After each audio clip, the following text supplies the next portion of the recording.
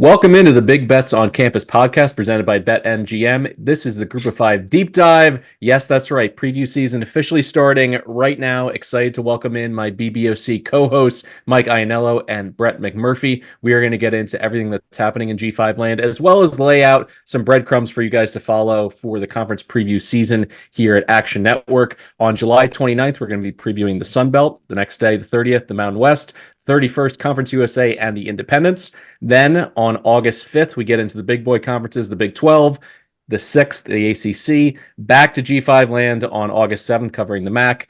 On July 12th, the Big 10, the SEC the following day, and finishing it out on August 14th, the AAC. So we have a lot to get through in the next few weeks, getting you prepped for the season so you know everywhere you're going to go with your futures bets, with your week 0 and week 1 plays as well. So much roster turnover, so much to get into. But for me personally, as someone who loves the G5, the Group of Five has been something that's been near and dear to my heart for years.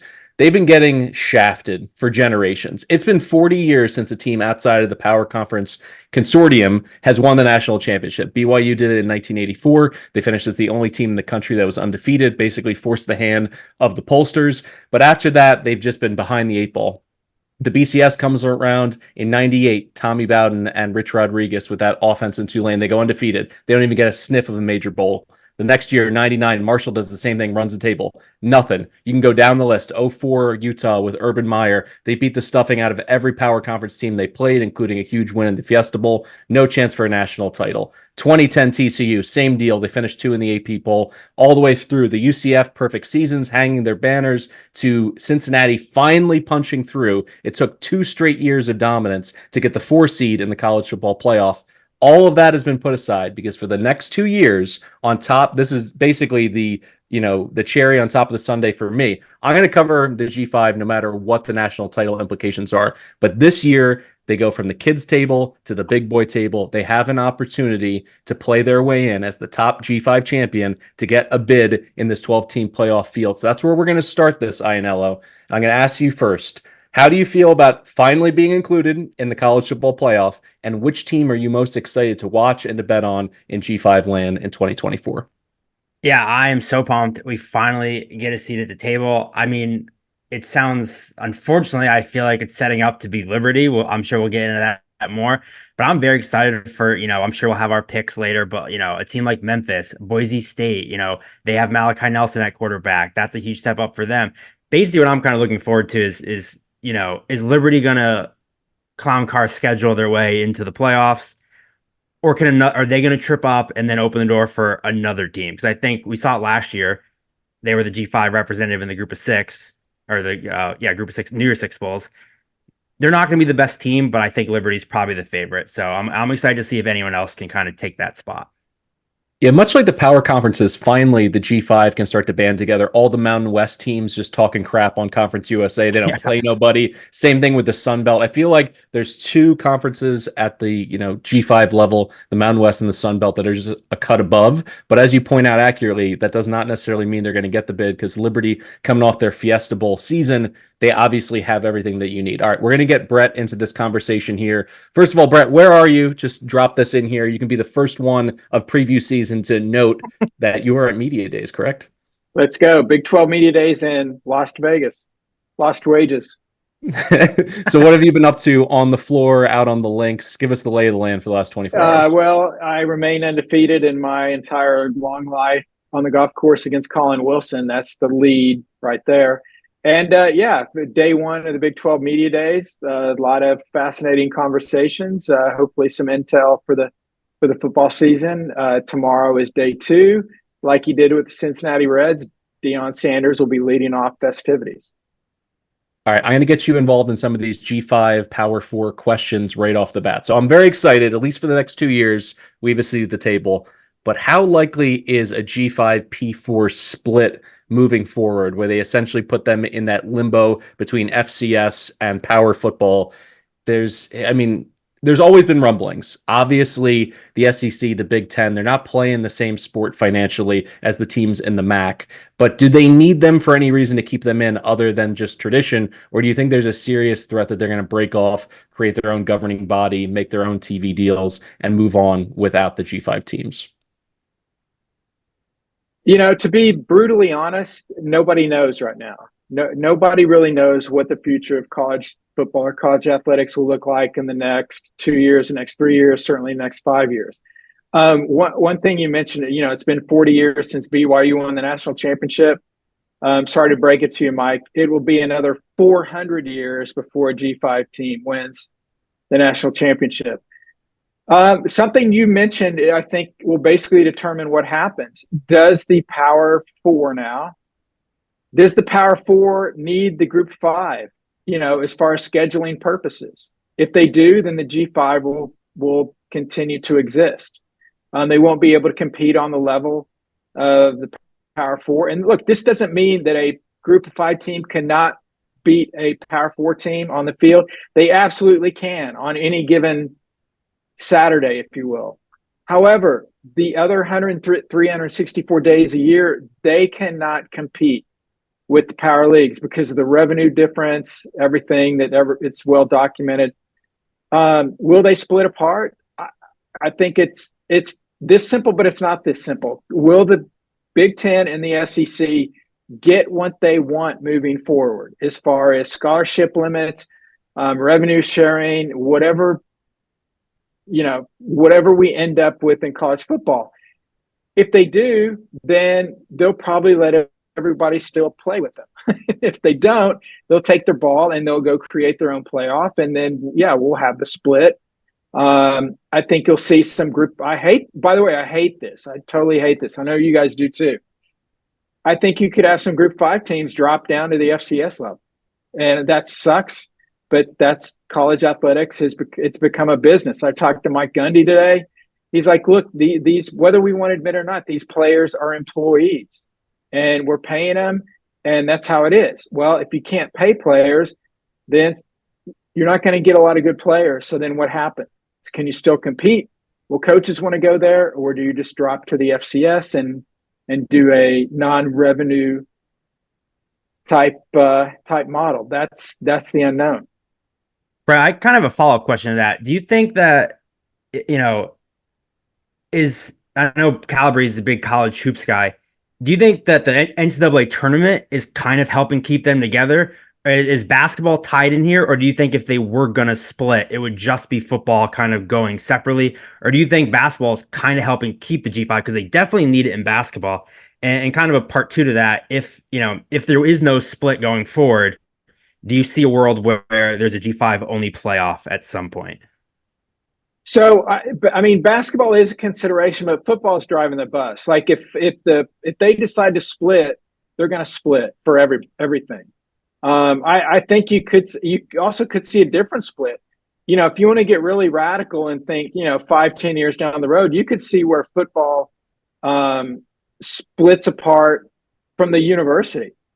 And like, let's say the SEC, they decide they're going to have the SEC Football Federation.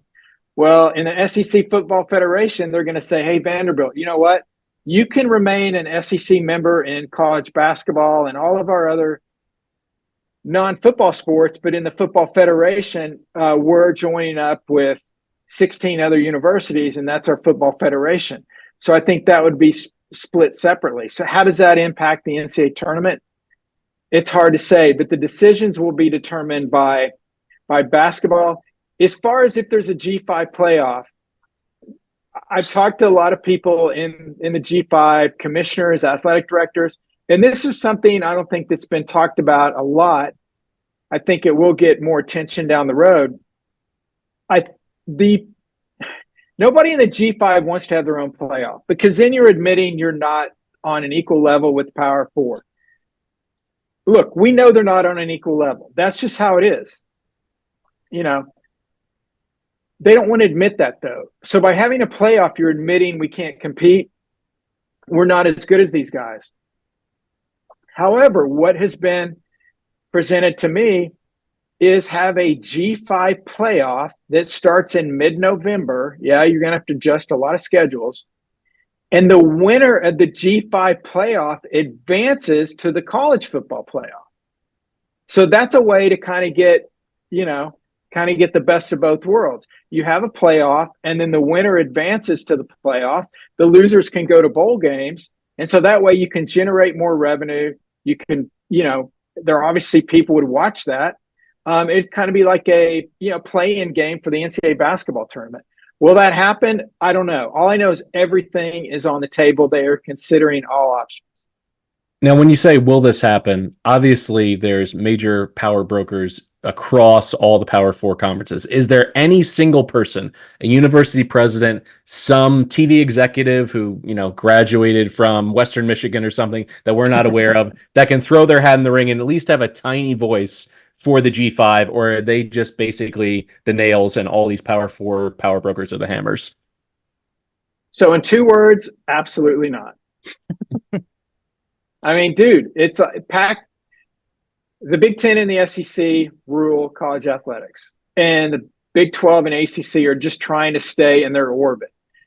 Then you drop off a cliff to get down to the Group of 5. So no, there's nobody in that realm that has any influence as far as what's going to happen moving forward, as far as getting involved in the power leagues.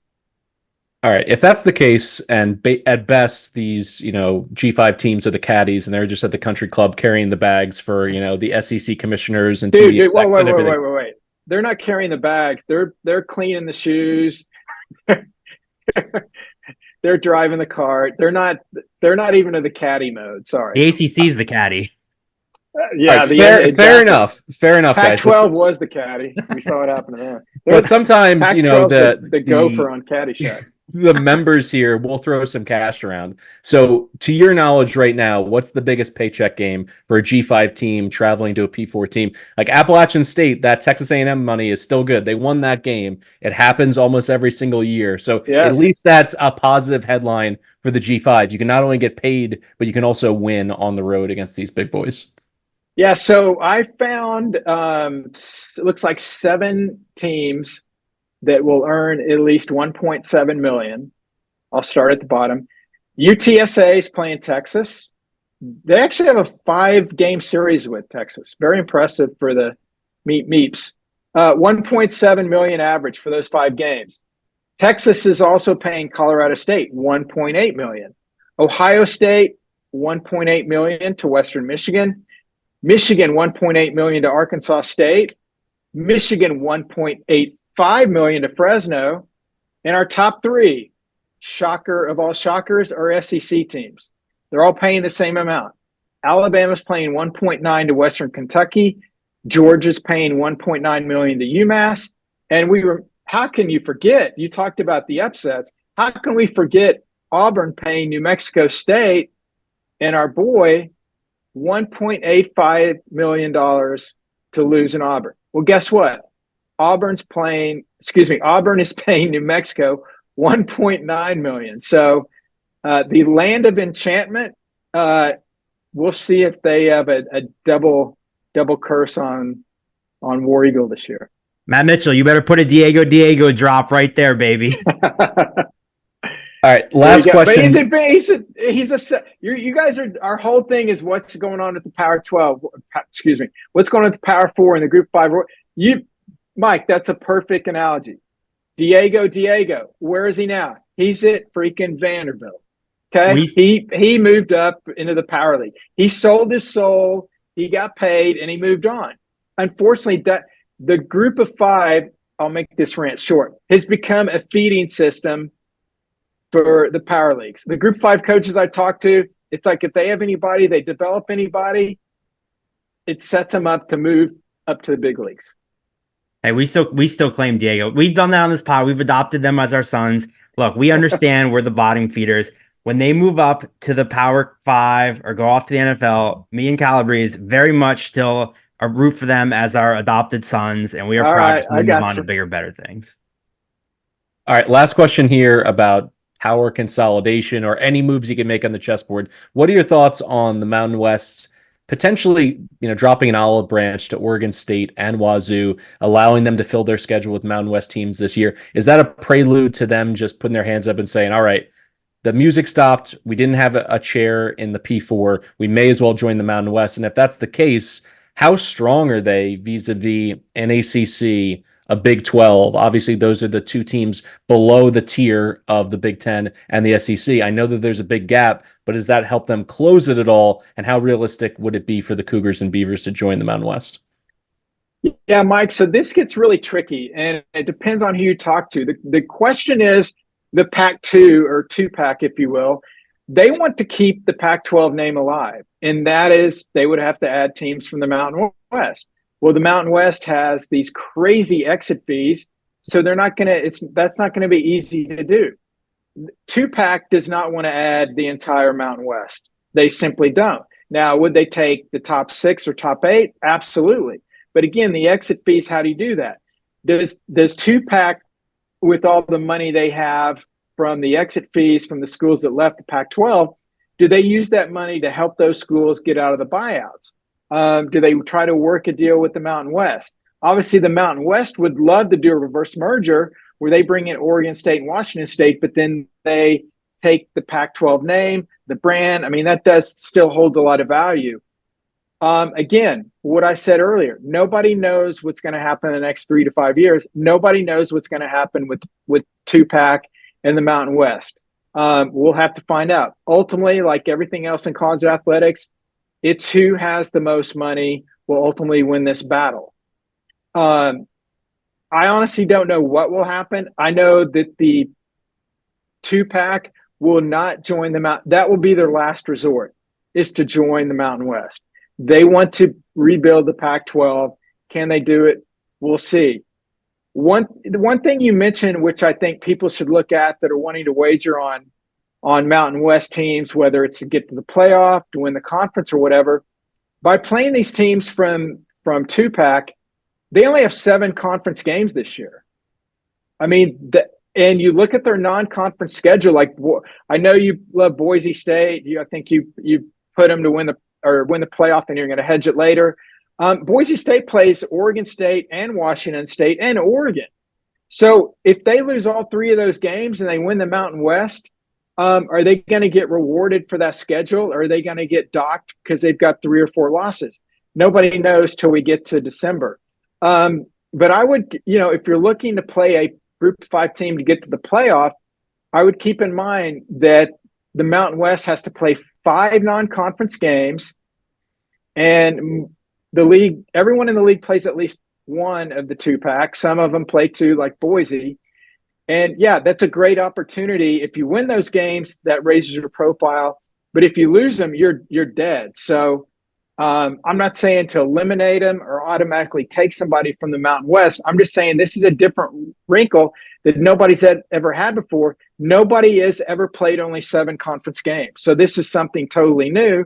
And when you get into tiebreakers, if you're upset and you lose a head-to-head, you only have 6 more games. So that means the other team's got to lose 2 of the remaining 6 games for you to jump that team.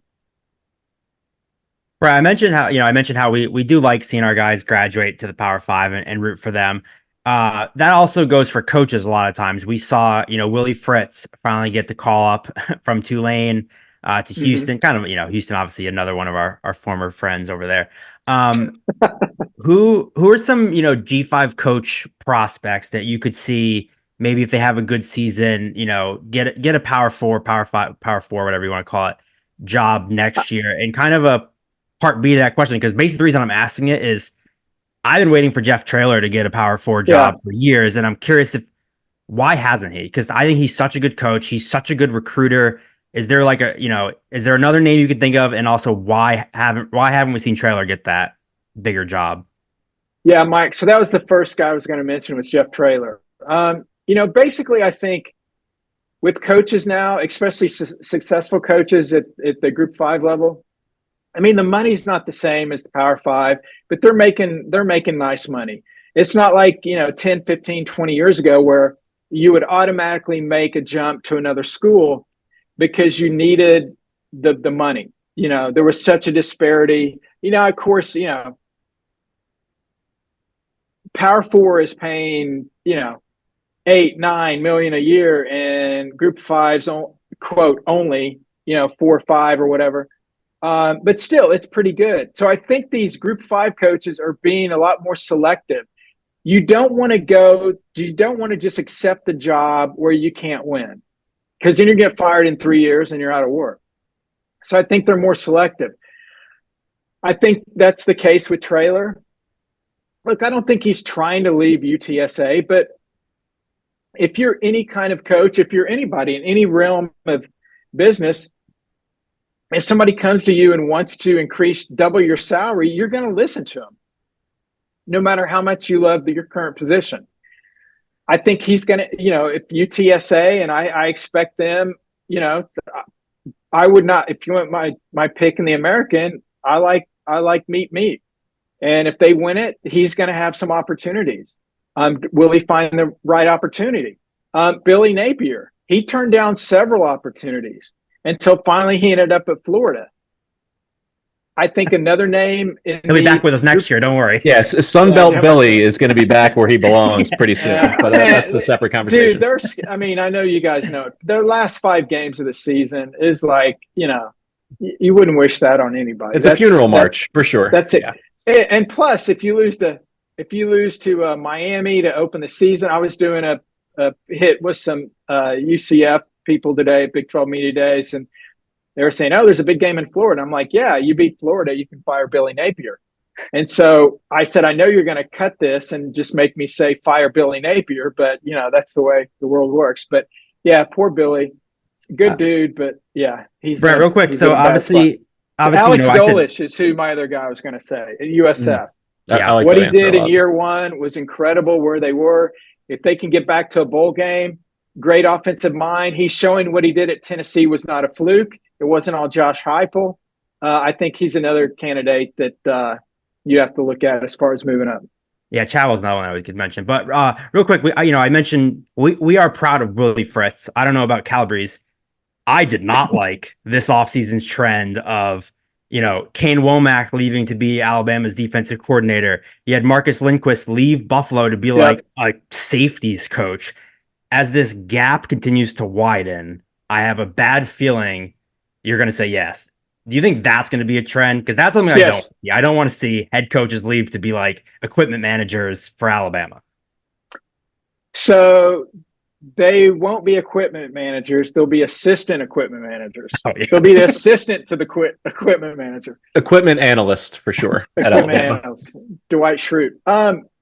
Yeah, Mike, it's going to happen, and that sucks. And the MAC, is there with the Conference USA as far as the salaries. They're at the lowest in at the FBS level, and so yeah, you're going to see, if you're a head football coach in the MAC or in Conference USA, do you want to beat your head against the wall 365 days a year and try to get blood out of a turnip and raise money, and you got to get an NIL, and you got to keep kids out of the portal that actually do well, and all the other minutiae involved with being a head coach? Or, hey, you know what? You can go work at Alabama and you can make more money and you don't have to work as much, and people actually want to come to your school, and it's a totally different quality of life.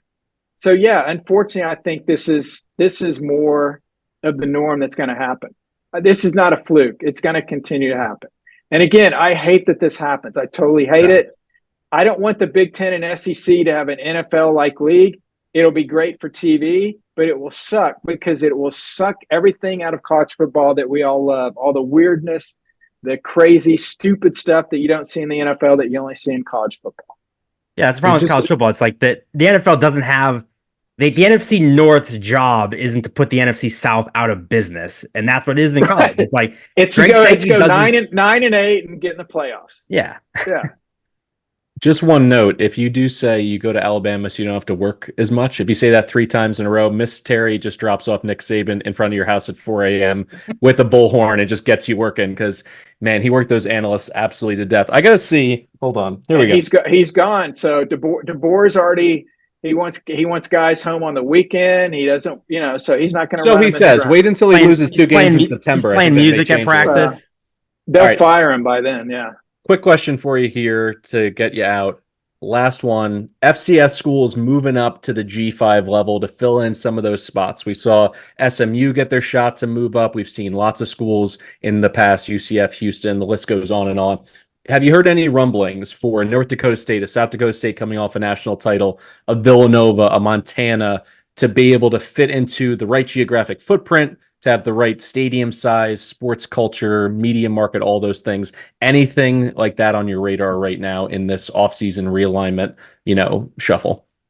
Not really, because what has made this difficult, and I don't know if you guys remember this, the NCAA last year, or in the last, I believe it was in the last year, they changed the entry fee to move up from the FCS to the FBS. From 5,000 to 5 million, right? Was it like crazy? From cue the Austin Powers, $1 million, whatever. Yeah, so now it's different. It's not like, oh wow, okay, we're going to move up. We're going to see how we do. Now it's like, okay, you want to move up, you got to be committed, and now you got to pay millions of dollars to do it. I don't know. I know with there's conference realignment. What's going to happen with the ACC, with Florida State and Clemson? Do they go somewhere? Does the ACC implode? There's always going to be teams at the bottom when conferences at the top make moves. The shuffle up effect, you've got the backload. So I think that will happen. But look, the school's got to decide if they want to make that commitment. And for a lot of schools, it doesn't make sense.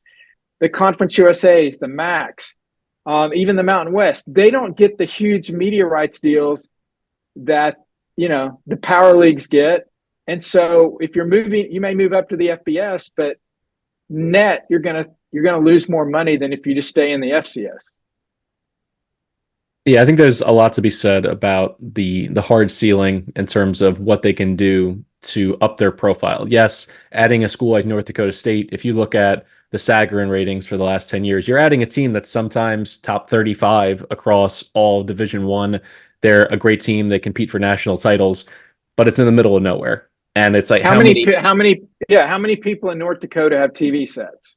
Exactly. And a lot of their alumni are not, moving on to major, media markets where they're all of a sudden watching in Chicago. I agree, all of that. I will say this, if I could make one suggestion to the Mountain West, they got to get in on the game that Conference USA and the MAC have a huge head start on, which is find the time slots that the ESPN and Foxes of the world have empty and say, we will be your island game there, because the Pac-12 After Dark is now officially dead, more or less. Just be a conference that at 10 p.m., I know on Friday and Saturday, break glass in case of gambling emergency. I'm down 3 units. I got 3 Mountain West games all teed up, ready to go. I think that was one of the saving graces to add a little charm to the Pac-12 as it was burning. Like, that was something that at least all of us as gamblers and college football fans still loved. And that's now open, because certainly, Fox and ESPN are not going to put their top teams, their top properties in the middle of the night. So the opportunity's there. We'll see if they take that bait and go ahead and move their things around, as Conference USA playing Tuesday, Wednesday, Thursdays. Same with the MAC. I think that's the way to go about it. Well, Mike, it's funny you said that. I know this is a G5 podcast, so please, I want to apologize for mentioning a power league. Brett Yormark, the Big 12 commissioner, basically told me they're looking at different TV windows with their partners. There's only so many games you can put on Saturday. I mean, I guess you can put them all, but there's only so many network windows you can put on Saturday. So the Big 12 is looking at non-Saturday windows to kind of do what you're suggesting, to find kind of these niche windows, these niche games that aren't on Saturday, where you can build audiences and different things like that. So yeah, you're right. G5 needs to think of this, but the P4 is already thinking of it too.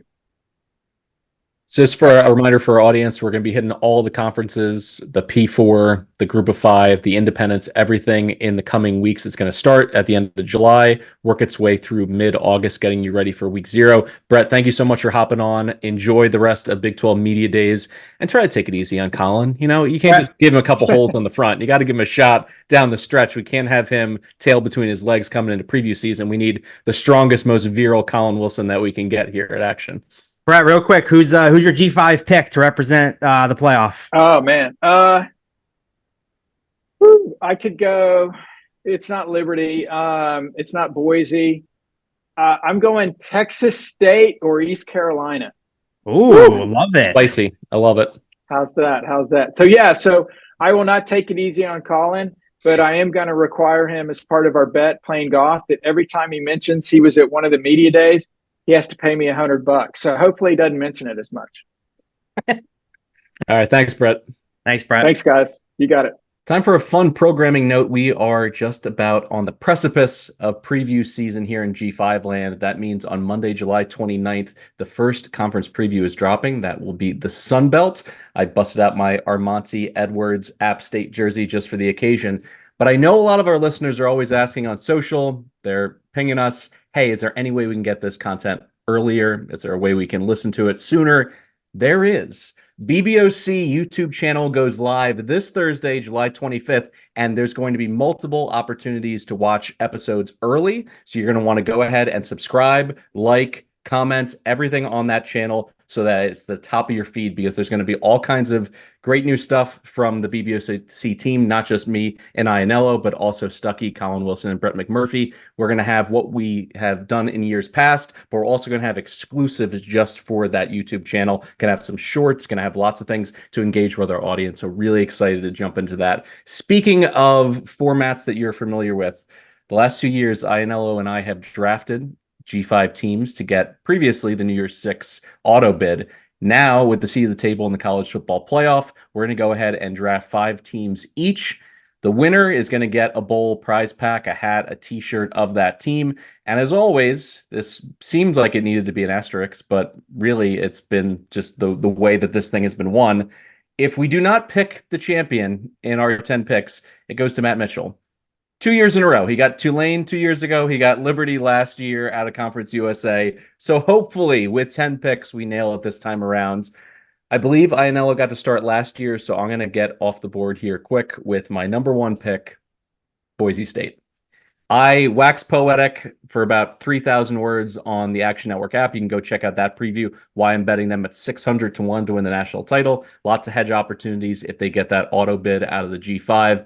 And there's just so much to like about this team. Offensively, it starts with Ashton Jeanty. He's one of the top-rated players in the entire country by Pro Football Focus in terms of returning players for this year. He's just a bowling ball of knives rolling downhill. He is so difficult to tackle when you get to that second and third level. And finally, he has a star quarterback to be able to complement him. Malachi Nelson comes up from USC. He was a 5-star recruit in that Archie Manning recruiting class. So much of what he does, he's such a smooth passer. I think his comp, when you watch him play, is kind of Jordan Love from the Green Bay Packers. If he gives them B+, A- quarterback play, which I think he's certainly capable of in Dirk Cutter's system, I think this Boise offense is going to explode. They went off last year scoring over 30 points, I believe 9 times. They're going to be even better this year with a great offensive line in front of Jeanty and Nelson. Defensively, that's where things get interesting. Danielson, in his first year as the head coach, I really like their co-defensive coordinators. They're all about havoc. They're about creating negative plays and turnovers. And then finally, the schedule. They get the big swing at Oregon, but what I think is interesting, there's enough high-profile games drawing both Oregon State and Washington State on the blue in Boise that even if they lose that game, which they probably will against the Ducks, if they win out the rest of the way, I think you're going to see them elevated over an undefeated Liberty team that plays just a cupcake schedule top to bottom. This is a year where I think the committee is really going to be tested. They're going to have to look at resumes. I think Boise has everything from a roster and schedule perspective to make it happen. So I'm starting with the Broncos. Yeah, that would have been my 1-1 as well. You mentioned Liberty. They're probably the smart pick here, but I'm going to go with Memphis. I think Memphis will have the best offense in the group of 5, maybe even the country. They were 6th in the nation in scoring last season, and they're probably going to be even better this year. They bring back Seth Hennigan at quarterback. He is just efficient. He protects the football, but he guns the football. So their 2 best receivers are back. And their only real loss was Blake Watson at running back, but all they did was replace him with South Carolina's leading rusher. Normally, we talk about these G5 these Power 5 drop downs, and they're usually, Malachi Nelson's a 5-star recruit, but he's unproven. Like, this was South Carolina's starting running back, and now he's Memphis' starting running back. So I think this offense is going to absolutely hum, and their defense just needs to be average. And, Memphis is the favorite to win the American. And I think what helps them this year is, and I'm sure we'll talk about it in our AAC preview coming up with Stuckey, I think we're going to have kind of a down American a little bit, especially at the bottom.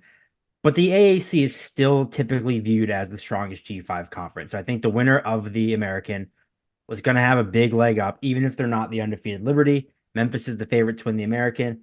They do play Florida State week 3. Again, probably a loss, but they can win every other game on their schedule. So give me Memphis as my pick.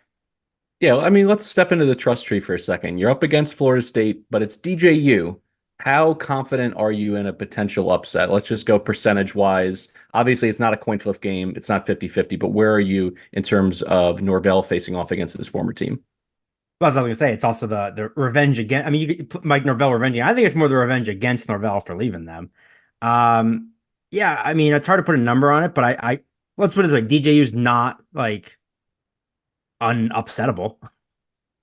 I mean, just in the last 3 years, he's gone from Dr. Pepper pitchman to Circle K pitchman. I think that speaks to his overall quality of play. He's fine, but he's definitely not striking fear into you the way that Jordan Travis did last year for the Seminoles. So I think that absolutely opens the door for a potential shootout win for Memphis. All right, back-to-back picks for you. Who's next?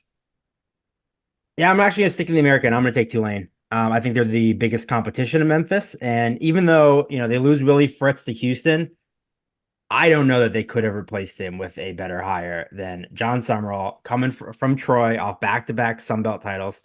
Previously was at Tulane, so knows the area, knows the team. You mentioned Malachi Nelson. They bring in Oregon transfer Ty Thompson to take over from Michael Pratt. He's not going to replace Pratt's leadership and what Pratt did for that team, but he's also a former 5-star recruit out of high school, so he has a lot of talent coming from Oregon. He didn't really play much at Oregon, but that's still a good system to learn in. I think he was there for 2-3 years. They bring back Mekhi Hughes at running back after a 1,000-yard season, potentially the best back in this conference. Mario Williams transferred in from USC at wide receiver, so they have a pretty talented receiver room. They have a couple other Power 5 transfers as well. And then they lose some key pieces on defense, but we saw what Summerall did with his defenses at Troy. So he's always had great defense. So I'm not really super worried about the defense. Now, the one caveat here is their non-con is hard. They play Kansas State and Oklahoma. So they likely have at least 2 losses, but their schedule sets up nicely where they should basically run through conference play. And then they play Memphis at the end of the year. So you potentially have 2 shots at Memphis to win the conference. And if you can beat Memphis back-to-back games, you're only 2 losses are Kansas State, Oklahoma, and then you rattle off 9 straight wins. I think Tulane should be looking good if they can win the AAC after the schedule. I think you drafted them a tad bit early, but they were certainly on my short list, and particularly if Ty Thompson pops. I love the head coach, and I think they have an opportunity to upset one of those 2, at least former Big 12 teams, Oklahoma now, you remember the SEC. Remember a couple years ago, they played Oklahoma about as well as anyone did, and that was when they had the hurricane. They had the Lacey. They were practicing in Oklahoma, and they almost beat them. And I think Spencer Rattler even said that was the toughest game they played all year. And so they came up just short. And yeah, we'll see what Kansas State's going to be. Would they have been your second AAC team? Yes, I think it's fair because I agree with you. I think it's kind of a down year for the AAC. I think certainly the Mountain West before Tedford ended up pulling out because of health concerns. I think you can make the argument that they were the best, and the Sun Belt has just overperformed, in my opinion, at least at the top teams. We need to see that depth. You need to see some teams like Georgia State stabilize a little bit to have that top to bottom overall quality. But we won't argue about conference pecking order right now because I have to run to the podium and say, Liberty, I'm picking Liberty. I can't believe they fell to me at 4.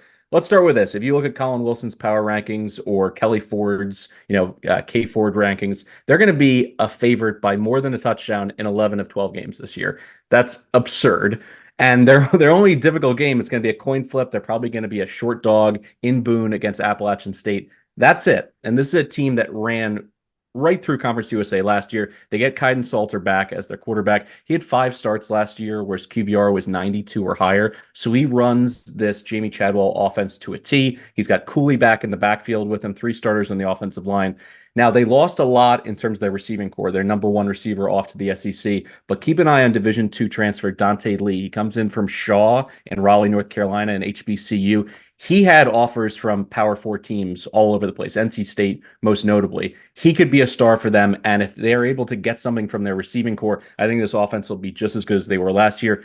Defensively, they have to replace a lot, but they papered over things by forcing turnovers last year. So I think as it relates to their regular season schedule, I don't think anyone's going to be able to take advantage of them. Now, will it be enough to go 13-0 and to be over a one-loss conference champion out of the AAC or the Mountain West? That's to be seen. But at 4, I got to take the Flames. What do you think? So I have a quick question for you. Obviously, I didn't want to take Liberty for morality's sake, but I completely agree with you. They're the best G5 team, mostly because of their schedule. They're going to cakewalk through everybody. Here's my question for you. They currently are plus 400 to make the playoffs. Obviously, they're the lowest G5 team. But you look, there's 19 teams with lower odds to make the playoffs, all Power 5 teams. Do you see value in that number, given the fact that, they have the same odds as USC to make the playoff?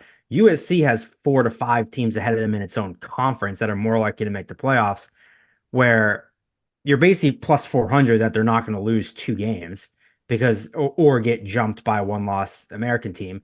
And I think, we're obviously going to pick 10 teams here. I think we can all agree. I at least think there's a big gap after Boise, Liberty, Memphis.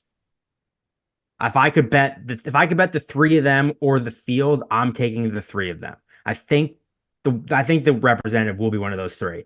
So you have Liberty. Liberty's not competing against USC or Kansas State. They're competing against Boise and Memphis, and you're getting them at plus 400 given their schedule. Do you see value in that plus 400 number to make the playoff, given they basically only have to compete against like 2 to 3 other teams?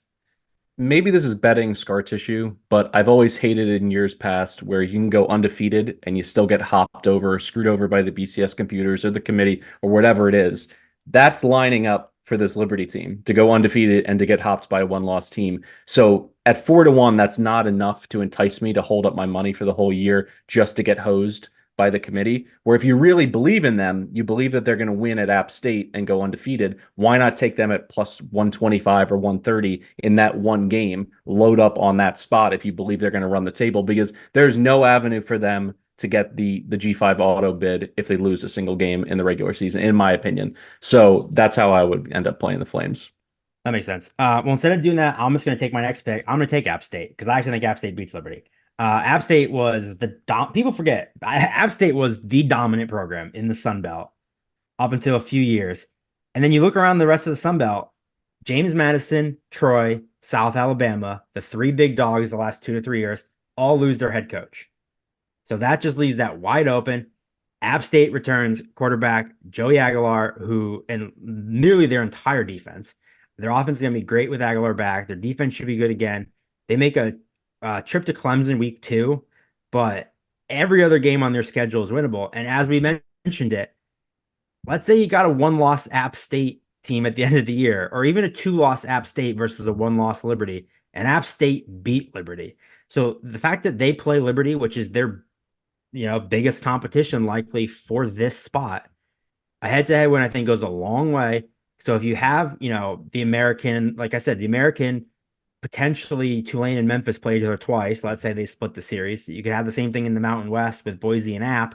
They cannibalize each other. You got a 1-loss Sun Belt champion with a win over Liberty. App State's sitting pretty. So I'll take the Nears right here. I'll stay right in the Sun Belt. Give me Texas State. GJ Kinney was supposed to give us, an offensive turnaround fireworks in year 1. He did it. They come right out of the gate. They beat Baylor. He turns TJ Finley into an efficient passer. The offense absolutely cooked. It was built around, Mahdi out of the backfield, one of the best all-purpose weapons in the entire country. He goes ahead. He gets Jordan McLeod out of the portal, steals him from in-conference out of James Madison. And they made some really nice moves in the portal and the defensive line as well. And that's all I'm really asking for defensively. They were at best a C defense. If they can move into the B range and to get a little bit more pressure on the quarterback, I think is a big step in the right direction. And then the schedule, I really like it. Getting UTSA and Arizona State in weeks 2 and 3, both at home. So you get a power of, I should say a former Pac-12 team now in the Big 12, but a Power 4 team on your home field. Big opportunity to score some points in terms of at least perception. And their SBC slate is ideal. No App State, no James Madison, no Marshall. I'm going to go with the Bobs here. I think they're a good value to at least be a top 2 or 3 offense in the Sun Belt. So I think that gives them a puncher's chance to win it. Yep, I like it. We said the Americans down, but I'm going to go ahead and take another one. I'm going to take South Florida. We saw them take a massive jump in the first season under Alex Golish. And somehow they were able to hang on to Byron Brown at quarterback after he threw for over 3,000 yards and rushed for over 800. They bring back running back Naquan Wright. They bring back their top two receivers, Sean Atkins and Naeem Simmons. Defense wasn't great, but they returned 8 starters. They added some key transfers, especially in the secondary through the portal. And let's not forget, this is a team that almost beat Alabama last year. A lot wants to be made about how bad Alabama played. I think South Florida maybe just played good. So they also play the Tide again this year. So maybe they get them early, which is when you want to play them. And you want to talk about potential Power 5 wins. They play Miami, who just loves getting upset. If you're a G5 team who wants a Power 5 upset, is there a team you'd rather play than Miami? A team that people nationally think is good, but seems to never actually be good. So go ahead and pick off the Canes. Yeah, if they can pull an upset off against Tulane or Memphis, they should beat the rest of their conference schedule. So that's the thing with the AAC is I feel like there's 4 or 5 top dogs, and the rest of the conference is going to be horrific. So it's just trying to guess whoever is the best of the top 4 or 5 should be in a good position. Yeah, I think at this point in the draft, you just want to take a team that's either elite offensively or defensively, at least by G5 standards. And you got one in USF. They were definitely on my radar.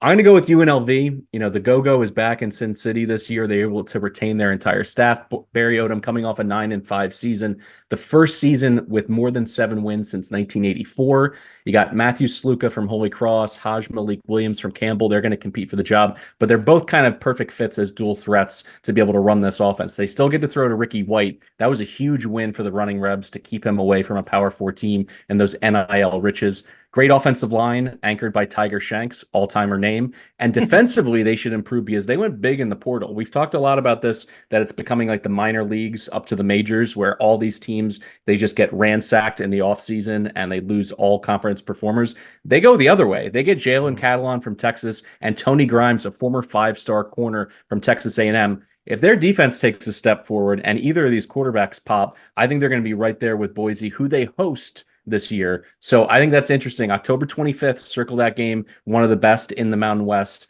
against Boise State. I think that'll be an interesting matchup. The schedule also overall, in my opinion, sets up for mayhem. They're at Houston, they're at Kansas, they host Syracuse all in the first 5 weeks. Could they go 2-1 in that stretch? Crazier things have happened. Kansas, in particular, losing, their offensive coordinator to Penn State. Is the same magic there? Can they finally keep their quarterback healthy? I think there's interesting questions and opportunities for UNLV on this schedule. So I'll go with the Running Rebs here. Yeah, I don't hate UNLV, but that would not have been my second Mountain West pick. I'm going to take Fresno State. I know they lose Jeff Tedford, but I still think this is going to be a good team. He's stepping away again for health reasons, which sucks. Hopefully he's, doing okay and able to just enjoy time with his family. But Mikey Keene's back at quarterback, along with 8 offensive starters. They bring back running back Malik Sherrod, 4 offensive linemen, 3 of their top 4 receivers. So I love what they're doing on offense. The defense should be much better. Devo Bridges and Garville Lightfoot are returning up front. This D-line should be nasty. And then you look at the schedule. Yeah, they're starting the year at Michigan, which is tough to open the season. But that's definitely the time I'd want to play them. Who's Michigan's quarterback? Can Alex Orji throw the ball? If they're going to lose, they're going to lose week 1 or, the last game of the year. But I like Fresno. I don't think they win that game, but that's when I'd want to play them. You mentioned, they play Washington State. That's a fun game. That's a big name that might not be as good as their name says.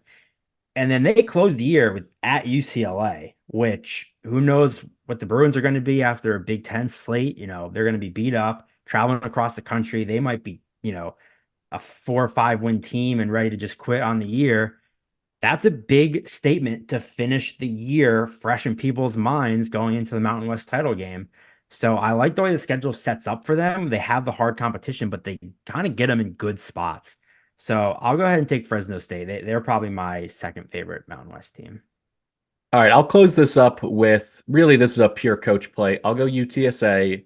I get Jeff Traylor. At the last 3 years, he's 32-9 with a pair of conference titles in Conference USA. Kavorian Barnes, Rocco Griffin, Robert Henry behind an experienced line. That should absolutely move the chains. Now, when you look at the defense, the secondary could be really good, even though they lose Wisdom in the secondary, because they add Denver Harris, a former blue chip recruit out of the SEC. So I'm hoping that they can at least be stable in that part of the defense. And then at quarterback, I'm always a sucker for an FCS or a Division II guy moving up. We already know what the floor is, which is Owen McCown. He looked fine in the bowl game, good enough for them to beat Marshall. They played really well with the late scratch with Frank Harris.